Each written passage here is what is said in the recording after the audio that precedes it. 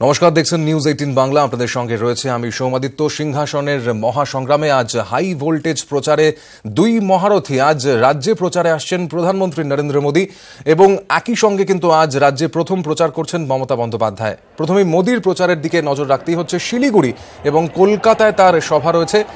ব্রিগেডে তার সমাবেশ যেখানে হবে সেখানে প্রথমবার ছাউনি দেওয়া হয়েছে। মোট 8টি ছাউনি রয়েছে মেদিনীপুরের দুর্ঘটনার কথা মাথায় রেখে। মোট 9টি জার্মান অ্যালুমিনিয়ামের হ্যাঙ্গার থাকবে এবং সেখানেই রাজ্যের 32 জন আসনের বিজেপি প্রার্থীরা উপস্থিত থাকবেন। ব্রিগেডের ছবি আপনারা এই মুহূর্তে দেখতে পাচ্ছেন। ইতিমধ্যেই কিন্তু প্রচুর বিজেপি কর্মী সমর্থক তারা ভিড় করেছেন। অন্যদিকে শিলিগুড়ির কাওয়াখালীতে কিন্তু প্রথম সভাটি রয়েছে প্রধানমন্ত্রী মোদীর, এবং সেখানেও এই মুহূর্তের আপনারা যা ছবি দেখতে পাচ্ছেন, ক্রমশই কিন্তু ভিড় জমছে বিজেপি কর্মী সমর্থকদের। মোদীর দুই সভা, দক্ষিণবঙ্গের সভা কলকাতার ব্রিগেডে এবং উত্তরবঙ্গের সভা শিলিগুড়িতে। কিন্তু কলকাতামুখী বিজেপি সমর্থকরা শিয়ালদা, হাওড়া, দুর্গাপুর এবং ঝাড়গ্রামের ছবি দেখতে পাচ্ছেন। শিয়ালদাতে এসে পৌঁছেছেন বহু বিজেপি সমর্থকরা। গতকাল রাত থেকেই তারা আসা শুরু করেছেন। হাওড়াতে ছবিটাও প্রায় এক, সেখানে খাওয়া দাওয়ার বন্দোবস্ত রয়েছে কর্মী সমর্থকদের জন্য। এর পাশাপাশি দুর্গাপুর এবং ঝাড়গ্রাম থেকে ট্রেন ভরে কিন্তু বিজেপির কর্মী সমর্থকরা আসছেন। আমাদের সঙ্গে এই মুহূর্তে আমাদের দুই প্রতিনিধি রয়েছেন। আমাদের ব্যুরো চিফ সপ্তর্ষি সোম এই মুহূর্তে রয়েছেন শিলিগুড়ি থেকে, এবং ব্রিগেড থেকে রয়েছেন আমাদের প্রতিনিধি অরূপ দত্ত। আমি প্রথমে শিলিগুড়িতে চলে যাব। সপ্তর্ষি দাস এখানে রয়েছে। শিলিগুড়িতে উত্তরবঙ্গের জন্য কিন্তু এই সভা মোদীর, এবং খুব স্বাভাবিকভাবেই উত্তরবঙ্গের যে পরিস্থিতি তাতে কিন্তু বিজেপি একটু শক্ত জায়গায় রয়েছে। বিজেপির কর্মী সমর্থকরা এবং বিজেপির শীর্ষ নেতৃত্ব সেটাই মনে করছে। সেক্ষেত্রে আজকে উত্তরবঙ্গ থেকে নরেন্দ্র মোদী ঠিক কি বার্তা দিতে চলেছেন?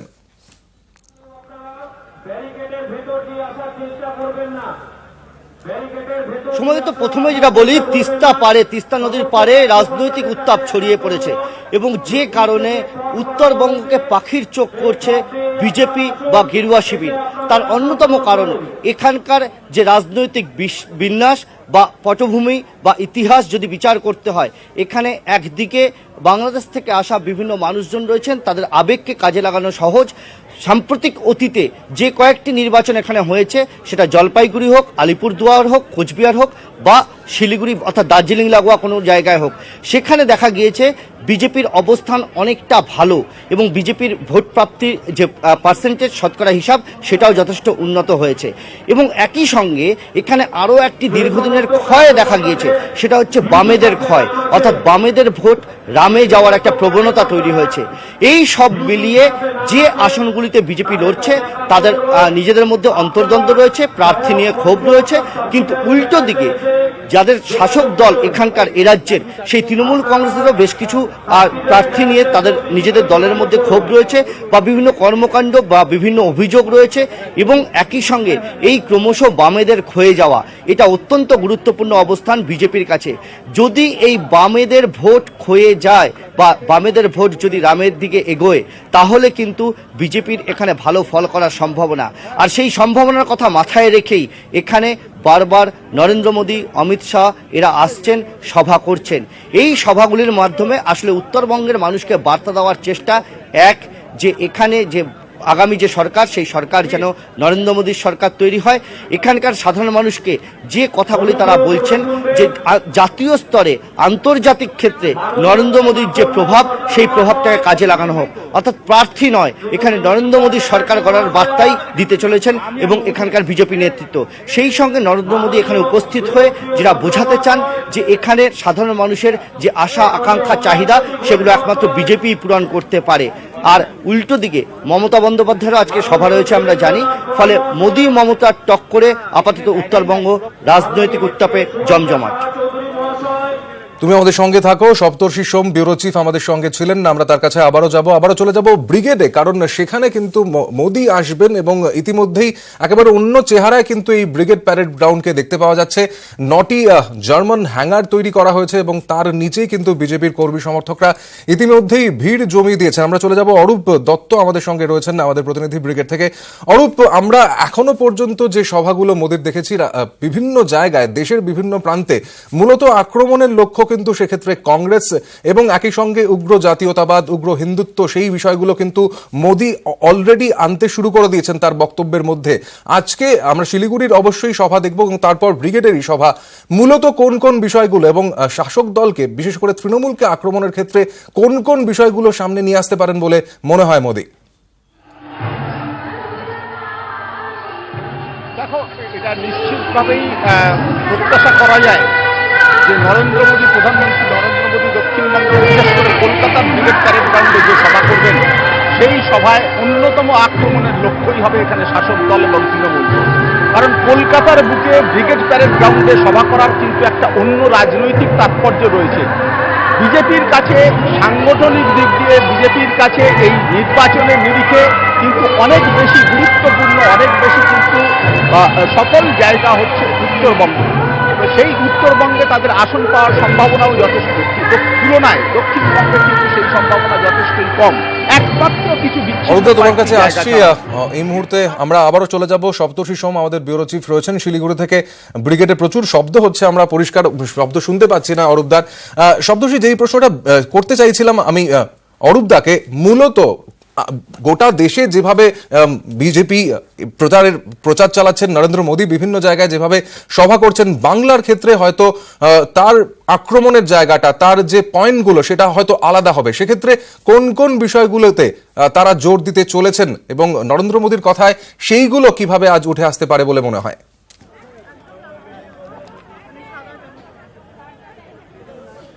খুব স্বাভাবিকভাবে জাতীয় স্তরের রাজনীতি যদি বিশ্লেষণ করা যায়, তবে দেখা যাবে যে জাতীয় স্তরে বিজেপি বিরোধী একটি মহাজোট তৈরির প্রবণতা তৈরি হয়েছে, বা সেখানে বিভিন্ন জায়গায় আমরা উত্তরপ্রদেশে দেখছি যেখানে সমঝোতা হয়েছে, বা আরও কতগুলি জায়গায় সমঝোতা হয়েছে। কংগ্রেস শিবিরের বক্তব্য যে যেখানে যে শক্তিশালী সেখানে তার সঙ্গে অন্তত আসন সমঝোতা করা হোক, সেটা যে সবসময় সম্পূর্ণ হয়েছে এমনটা নয়, কিন্তু একটা সার্বিকভাবে বিরোধী শক্তিগুলি একজোট হওয়ার একটা চেষ্টা করছে। সেটা ভোট পূর্বে যতটা না হয়েছে, ভোট পরবর্তী ক্ষেত্রে ফলাফলের উপর নির্ভর করে হয়তো আরও বেশি এগোনো সম্ভব হবে। কিন্তু নরেন্দ্র মোদী পশ্চিমবঙ্গে আসছেন, স্বাভাবিকভাবেই এই যে বিরোধী শক্তি এককাট্টা হওয়ার চেষ্টা করছে, যার অন্যতম কারিগর মমতা বন্দ্যোপাধ্যায়, তার বিরুদ্ধে মূলত আক্রমণ সারানোর জন্য। একই সঙ্গে জাতীয় স্তরে কংগ্রেস এবং রাহুল গান্ধী, প্রিয়াঙ্কা গান্ধী, সেখানেও তার যথেষ্ট মাথা ব্যথার কারণ। সে কারণেই এই আক্রমণটা দ্বিমুখী হবে। তবে উত্তরবঙ্গ যেহেতু এই জায়গাটা, উত্তরবঙ্গের ক্ষেত্রে আলাদা করে যদি বলতে হয়, সেখানে শাসক দল মমতা বন্দ্যোপাধ্যায় মূল টার্গেট, এবং একই সঙ্গে কৌশলে কংগ্রেসকে আক্রমণ করে বামেদের ভোট যদি নিজেদের কাছে নিয়ে আসতে পারে বিজেপি, সেই কারণে এখানকার সাধারণ মানুষের কাছে এই বার্তা দেওয়ার চেষ্টা করবে। যদি দক্ষিণবঙ্গের ক্ষেত্রে পরিস্থিতি বলা যায়, সেখানে কিন্তু বিজেপির অন্যান্য জায়গা অর্থাৎ উত্তরবঙ্গের তুলনায় ভালো ফল করার সম্ভাবনা অনেকটাই কম। সেই জায়গায় নির্দিষ্ট কতগুলি আসনের ক্ষেত্রে গুরুত্বপূর্ণ হয়ে উঠবে তাদের রণকৌশল, এবং সে কারণে ব্রিগেডেও একটি সভা করছেন। উত্তরবঙ্গে শুধু করবেন, দক্ষিণবঙ্গে করবেন না, এটা ভুল বার্তা যেতে পারে। সে কারণে ব্রিগেডে এই সভার আয়োজন। আমরা উত্তরবঙ্গের এই সভার জায়গায় দেখছি এখানে মনোরম পরিবেশ, এখনো পর্যন্ত খুব বেশি সূর্যের আলো নেই এবং হাওয়া বইছে, যে কারণে এখানে কিন্তু কোনো শেডের ব্যবস্থা করা হয়নি। কিন্তু দক্ষিণবঙ্গে শেডের ব্যবস্থা করা হয়েছে, যেখানে সাধারণ মানুষ বা বিজেপি কর্মী সমর্থকরা এসে বসবেন। ফলে একটা দুটো আলাদা যে চরিত্র, সামান্য শুধু এই শেডের বিষয়টি দিয়েই কিছুটা হলেও স্পষ্ট হবে যে উত্তরবঙ্গে বিজেপি অনেকটা খোলামেলাভাবে এগোতে চায়, এবং যে কারণে নরেন্দ্র মোদী আজকে যে বার্তা দেবেন তার মূল অংশ জুড়ে অবশ্যই তৃণমূল বিরোধিতা থাকবে। সেটা শুধু রাজ্যের ক্ষেত্রে নয়, সেটা জাতীয় স্তরেও তৃণমূল নেত্রীর এই যে আগ্রাসী ভূমিকা, সেই ভূমিকাটাকে আক্রমণ করার লক্ষ্য থাকবে। ধন্যবাদ সপ্তর্ষি সোম, আমাদের ব্যুরো চিফ ছিলেন আমাদের সঙ্গে শিলিগুড়ি থেকে। এবং যেরকম ভাবে আমরা দেখছিলাম যে ক্রমেই কিন্তু মানুষের ভিড় বাড়ছে শিলিগুড়ির এই কাওয়াখালীর মাঠে। অন্যদিকে ব্রিগেডের ছবিটাও আমরা দেখছিলাম, সেখানে কিন্তু ইতিমধ্যেই বহু মানুষ, বহু বিজেপি কর্মী সমর্থক, তারা কিন্তু ভিড় জমাতে শুরু করে দিয়েছেন।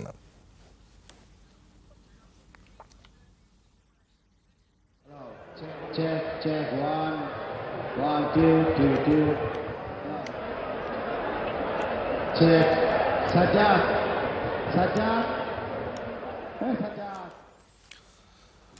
একদিকে যেরকম ভাবে মোদী আজ দুটি জায়গাতে, মূলত এই রাজ্যের উত্তরবঙ্গে এবং দক্ষিণবঙ্গে প্রচার চালাতে চাইবেন, পাশাপাশি কিন্তু 42-এ 42 যার টার্গেট, অর্থাৎ সেই মমতা বন্দ্যোপাধ্যায় কিন্তু আজ প্রথম তার সভা শুরু করবেন এই রাজ্যের সভা যেটা বলা হচ্ছে, এবং মাটি কামড়ে প্রচারে থাকবেন মুখ্যমন্ত্রী মমতা বন্দ্যোপাধ্যায়। কোচবিহারের দিনহাটাতে তার সভা রয়েছে। আমরা এসব প্রসঙ্গেই আরো কথা বলে নেব। অর্ণব হাজরা আমাদের সঙ্গে রয়েছেন প্রতিনিধি ফোনে। অর্ণব, জানতে চাইব কোচবিহারের এই সভা এবং মমতা বন্দ্যোপাধ্যায় যেখানে আজ মোদির জোড়া সভা এই রাজ্যে, সেখানে উত্তরবঙ্গের কোচবিহারের দিনহাটা থেকে মমতা বন্দ্যোপাধ্যায় পাল্টা সভা করতে চলেছেন। মূলত কি ধরনের ছবি এখনো পর্যন্ত ধরা পড়ছে এবং আক্রমণের নিশানায় নিশ্চিতভাবেই বিজেপি এখানে থাকবে, সেক্ষেত্রে কি বার্তা মমতা বন্দ্যোপাধ্যায় তুলে ধরবেন এখান থেকে? দেখো, দুপুর দুটোর পর মূল সভামঞ্চে কাজ শুরু হবে এবং মমতা বন্দ্যোপাধ্যায় দুপুর 2:15 কলকাতার ফ্লাইট ধরে বাগডোগরায় আসছেন এবং সেখান থেকে চপারে করে তিনি পৌঁছাবেন সরাসরি দিনহাটার সংহতি মাঠে। এবং সেটা মনে করা হচ্ছে 4টের সময় মুখ্যমন্ত্রী মমতা বন্দ্যোপাধ্যায় বক্তব্য রাখবেন এবং সেক্ষেত্রে শিলিগুড়ি এবং ব্রিগেড দুই জায়গায় প্রধানমন্ত্রী নরেন্দ্র মোদী কি বক্তব্য রাখেন এবং নির্বাচনী জনসভায় এসে পশ্চিমবঙ্গে তার কি যুক্তি হয়, কি হাতিয়ার হয়, কি প্রচারের কৌশল হয়, সেটা জানার পরই তার প্রত্যুত্তর উত্তরের কুচবিহারের লোকসভা কেন্দ্র থেকে দিনহাটা থেকে মমতা বন্দ্যোপাধ্যায় দেবেন। এবং দুপুর 2টোর পর থেকেই যেটা তৃণমূল সমর্থকরা দাবি করছেন, কয়েক লক্ষ মানুষের সমাগম হবে এই দিনহাটার মাঠে। শুধু তাই নয়, দিনহাটার আজকের শুধু সভামঞ্চই নয়, এরপরেও কিন্তু কুচবিহারে মমতা বন্দ্যোপাধ্যায় থাকছেন, কারণ রাতে কুচবিহার শহরেই থাকছেন মমতা বন্দ্যোপাধ্যায়। কাল মাথাভাঙ্গা শহর রয়েছে এবং 8 তারিখে কুচবিহার শহরে তিনি সভা করবেন। সব মিলিয়ে কুচবিহার নিয়ে মমতা বন্দ্যোপাধ্যায় বা তৃণমূল কংগ্রেস একেবারে ঝাঁপিয়েছে, কারণ কুচবিহার লোকসভায় যেভাবে জাতিসত্তার একটা আবেগ উচকে দিয়ে এই সিটকে বিজেপি তাদের পর্যায়ে নিয়ে যেতে চাইছে, সেই জায়গা যাতে কোনোভাবে না আসে, তাই মমতা বন্দ্যোপাধ্যায় নিজে দিনহাটায় যেমন সভা করছেন, আরো 2টি সভা তিনি করবেন। এবং যেটা জানা যাচ্ছে 7 তারিখ প্রধানমন্ত্রী নরেন্দ্র মোদী কুচবিহারে আসছেন বিজেপি প্রার্থী নিশীথ প্রামাণিক সমর্থনে তাকে ভোট চাইতে। তবে কুচবিহারে আজকের সভা এই লোকসভা নির্বাচনের প্রাক্কালে কার্যত মমতা বন্দ্যোপাধ্যায়ের প্রথম নির্বাচনী জনসভা এবং সেই জনসভা আজকে তিনি, এবং অবশ্যই এটা হয়তো একটা উত্তরের মঞ্চ হতে চলেছে মমতা বন্দ্যোপাধ্যায়ের জন্য, কারণ আজ একদিকে যেরকম ভাবে মোদির ব্রিগেড রয়েছে, মোদির শিলিগুড়িতে সভা রয়েছে, সেখানে নিশ্চিতভাবেই রাজ্য সরকারের বিরুদ্ধে, তৃণমূলের বিরুদ্ধে নানান বক্তব্য উঠে আসবে মোদির কথায়। তারই একটা জবাবের জায়গা যেন মমতা বন্দ্যোপাধ্যায়ের কোচবিহারের এই সভা, কারণ বিকেল 4টে অর্থাৎ মোদির 2টি সভা শেষ হওয়ার তারপর কিন্তু বিকেল 4টে মমতা বন্দ্যোপাধ্যায় এখান থেকে বক্তব্য রাখবেন এবং সেক্ষেত্রে কি বক্তব্য তিনি রাখেন সেদিকে নজর রেখে চলতে হবে রাজনৈতিক মহলের। এদিকে যে খবর দিকে চোখ রাখতে হচ্ছে এবার, আর্থিক ক্ষেত্রে রাজ্য নতুন মাইলস্টোন ছুঁয়েছে বলে দাবি করলেন মুখ্যমন্ত্রী মমতা বন্দ্যোপাধ্যায়। পরিকল্পনা খাতে খরচ এবং সম্পদ তৈরির জন্য রাজ্যের লগ্নি এবং কর ব্যবস্থা 3টি ক্ষেত্রেই বাম আমলের তুলনায় অনেক গুণ এগিয়েছে রাজ্য। সোশ্যাল সাইটে তথ্য পরিসংখ্যান দিয়ে জানালেন মুখ্যমন্ত্রী। অর্থনীতিবিদদের ভাষায় ফিস্কাল ম্যানেজমেন্ট অর্থাৎ প্রশাসন নিজের সম্পদকে কাজে লাগিয়ে বাজেট ও আর্থিক অবস্থা ইতিবাচক রাখতে পারছে তা বুঝতেই ফিস্কাল ম্যানেজমেন্টের ব্যবহার। গত 8 বছরে রাজ্য এক্ষেত্রে নতুন মাইল ফলক ছুঁয়েছে বলে দাবি করলেন মমতা বন্দ্যোপাধ্যায়। সোশ্যাল সাইটে পেশ করলেন তথ্য পরিসংখ্যান। পরিকল্পনা খাতে খরচ, মূলধনী বিনিয়োগ ও কর ব্যবস্থা 3টি ক্ষেত্রে রাজ্য সরকারের সাফল্য তুলে ধরেছেন মুখ্যমন্ত্রী। পরিকল্পনা খাতে খরচ 6 গুণ বেড়ে দাঁড়িয়েছে 85,328.53 কোটি টাকা। 2010 থেকে 2011 সালে এর পরিমাণ ছিল 14,615.16 কোটি। পরিকাঠামো ও সামাজিক সম্পদ তৈরির লক্ষ্যে মূলধনী খরচ 2010-11 সালের তুলনায় 11 গুণ বেড়েছে।